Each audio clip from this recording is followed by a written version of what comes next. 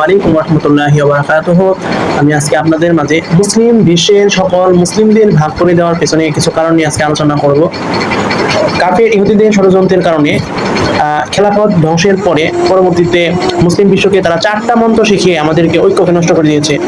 তার মধ্যে এক নাম্বার হচ্ছে জাতীয়তাবাদ। জাতীয়তাবাদ মানে হচ্ছে যেমন আমরা বাংলাদেশ হিসেবে বাংলাদেশি, আরবিয়ান, সিরিয়ান, ফিলিস্তিনিয়ান এরকম আলাদাভাবে বিভিন্ন জাতিতে রূপান্তর করে দিয়েছে কাফের মুশরিকরা। তারপর আরো সবচেয়ে যে জিনিসটা আমাদেরকে নষ্ট করেছে 2 নম্বর, সেটা হচ্ছে ধর্মনিরপেক্ষতা। এই ধর্মনিরপেক্ষতার মাধ্যমে ইহুদি খ্রিস্টানরা আমাদের মুসলিমদেরকে শিখিয়ে দেওয়ার মাধ্যমে আমাদের রাজনীতি জীবনকে ধ্বংস করে দিয়েছে, আমাদের অর্থনৈতিক জীবনকে ধ্বংস করে দিয়েছে, আমাদের সামাজিক জীবনকে ধ্বংস করে দিয়েছে, আমাদের শিক্ষা ব্যবস্থাকে ধ্বংস করে দিয়েছে। আর 3 নম্বর পজিশন, সেটা হচ্ছে যে কমিউনিজম, যেটা আমাদের মুসলিম ভাইরা অনেকে বুঝবেনই না।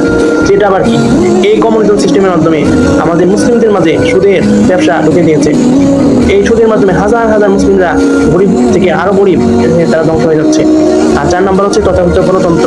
এই তথাকথিত গণতন্ত্রের মাধ্যমে আমাদের মুসলিম বিশ্বকে একেবারে ধ্বংসের দিকে নিয়ে গেছে। এই গণতন্ত্রের মাধ্যমে তারা বিশ্ব ব্যাংকে দখল করে নিয়েছে। এই গণতন্ত্রের মাধ্যমে আমাদের গোল্ডেন মুদ্রাকে নষ্ট করে দিয়েছে, আমাদের কাগজের মুদ্রা দিয়েছে, যা আমাদের কোনো মূল্যহীন। তাই এই কাফির মুশরিকদের 4টা মতবাদের কারণে আমাদেরকে ধ্বংস করে দিয়েছে। তার মধ্যে 1 নম্বর বললাম জাতীয়তাবাদ, 2 নম্বর বললাম ধর্মনিরপেক্ষ মতবাদ, 3 নম্বর কমিউনিজম, 4 নম্বর হচ্ছে গণতন্ত্র। এই 4টা দিক আমাদেরকে বিবেচনা করে সকলকে সতর্ক থাকার জন্য আহ্বান জানাচ্ছি। আসসালামু আলাইকুম ওয়া রাহমাতুল্লাহি ওয়া বারাকাতুহু।